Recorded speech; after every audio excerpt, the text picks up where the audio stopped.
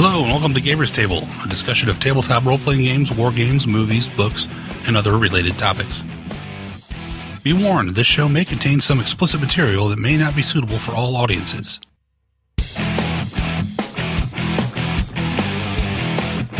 Hello and welcome to Gamers Table. My name is Eric. This is Mike. This is Dan. This is Mark. And I am not Sean. This episode we're going to talk about cheaters.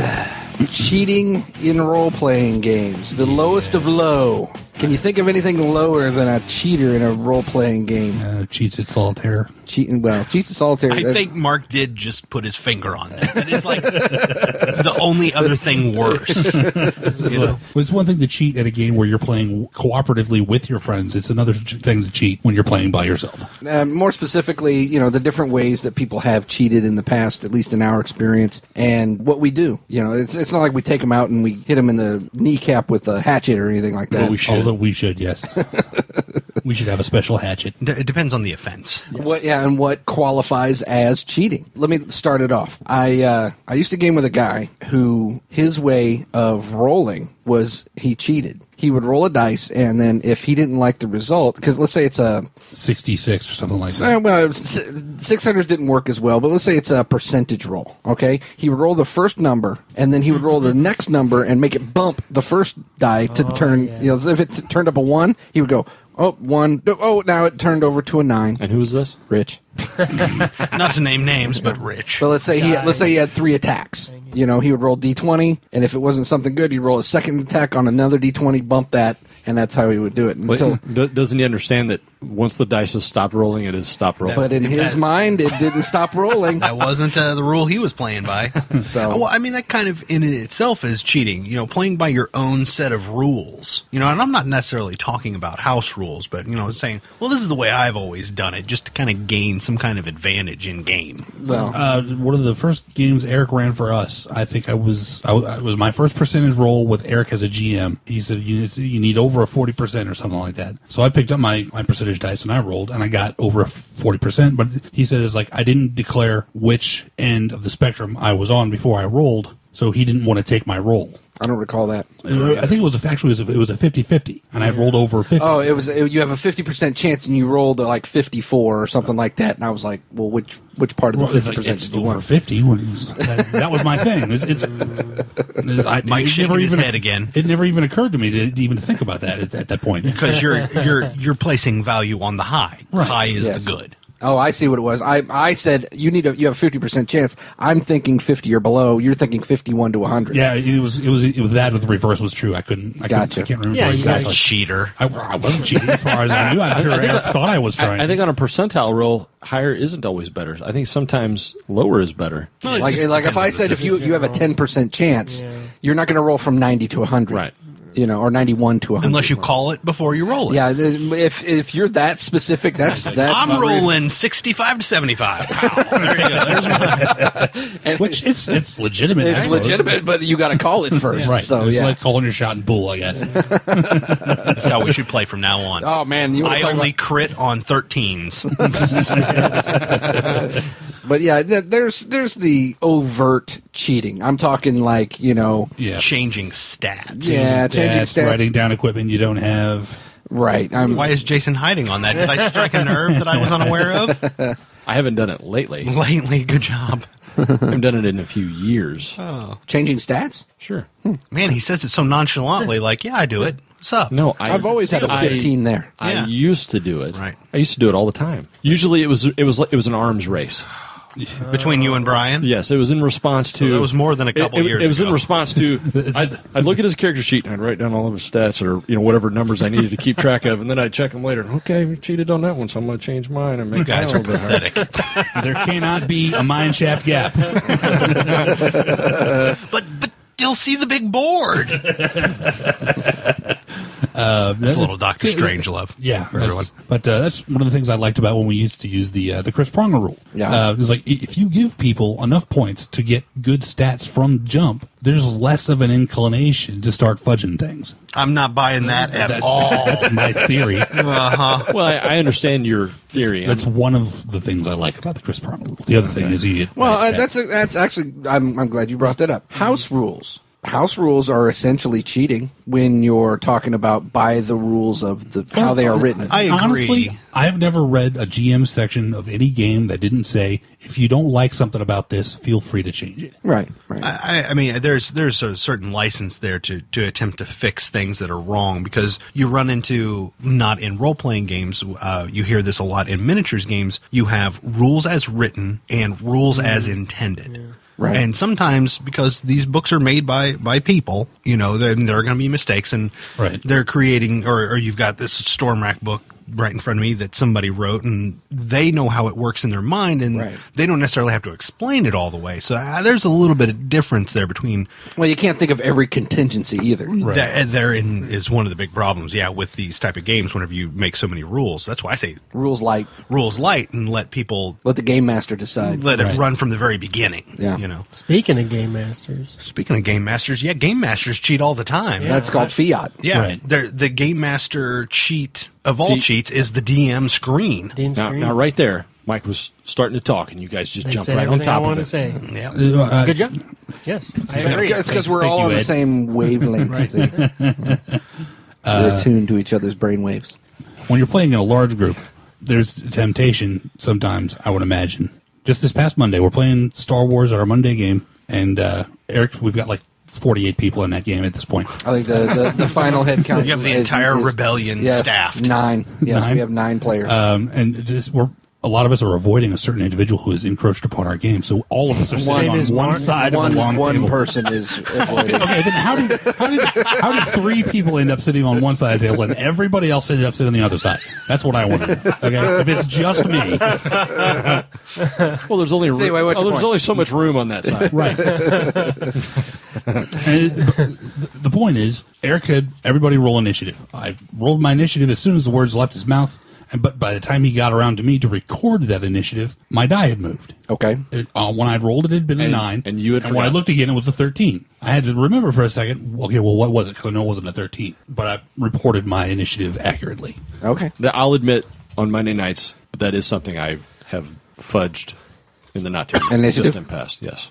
When there's just because you're bored and you want to go. No, when there's that's part of it. But when there's 8 or 9 people sitting at the table, or 10 or however many it is, and Eric says roll initiative, and I roll initiative, and I'm off on my little corner of the table, and I roll a 3. I just kind of... That's like saying it's okay to steal from somebody who's got a lot of something to steal. What? It's wrong. Wrong is wrong. Cheating is wrong. You're only agree. Cheating yourself. I'm cheating them. I'm not cheating me. You're cheating yourself from the opportunity to work within the role that you were given. See, on Mondays, there's so many people there, and when Eric says roll initiative or roll... roll perception or something. I don't even roll until he says, Mike, what'd you get? I don't even roll. Right. Because, I hear all these dice rolling, and I think to myself, there's no way, if I were in your place, there's no way Eric could keep track of the rolls. Well, so everyone's on their honor. And it isn't, and that's the interesting part of it is... Jason's just shut that all full of holes. No, I've just admitted it, Dan. It's not like I'm keeping it a secret. And I usually sit next to Eric. Cheating out in the openly cheater. It's really not that big a deal. But what's interesting is the people who will shady bastards. The people who will roll the dice and just completely ignore whatever comes up on it and consistently tell whoever the DM is a very similar number, and it's every round. If we've never experienced that. I'm thinking of somebody in particular. I won't name any names, but the person in particular that you're talking about has been a lot better. Yes. Well, that's good. That's good. Because are we talking about Mark right now? We're talking about Scott. Oh, okay. No, he's right here, Dan. I was going to say, because I remember sitting in on the tail end of your game when you were playing with Kevin. I'm like, I don't think I've ever seen Mark miss or fail a roll ever. With that character, that was when I was playing the Warlock. All I had to do was make a ranged touch attack, which was really easy. Sure, that's true. But what you never really saw me do was do a lot of damage. And then I almost saw you stab Mike in the face when you missed once. You should be there on Mondays. Mark misses so bad. Very frequently. So bad. I was so pleased with myself Monday because I actually pulled the trigger 6 times and hit 4. My ratio went way up. Okay, it's interesting. Did you mention his name? Mm-hmm. Okay, I think that's somebody we've confronted in the past about fudging.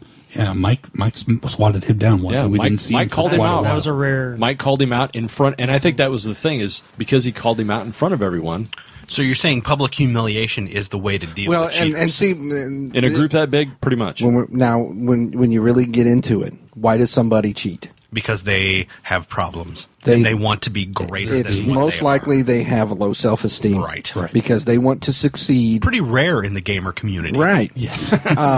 Which makes why aren't there more cheaters? You know, Maybe there are a lot more than we really guess. know. Yeah. Everybody's cheating. You're Right, a bunch we of just dirty don't know. bastards. It's like a game of I'm Illuminati. going to start listening to a lot more actual plays just to see if anybody calls anybody out right there in the podcast. So why do people cheat? Well, they have a low self-esteem. So calling them out in front of all of their peers. Self-esteem's going to go straight into the toilet. Yeah, so it's like, okay, well, if I keep doing, I cheat because I have a low self-esteem, but if I keep getting called out on this, my sense of power is completely gone. And now I feel worse now that I have cheated. But accepting it does a person more harm than good. It is better to get these things out in the open. Well, I'm it's a just firm it's believer just- in that. Well, see, and that's getting into having a cancer at the table, or having somebody whose actions are completely away from what's healthy for the table. It's just like anything else. You have if you have a festering wound,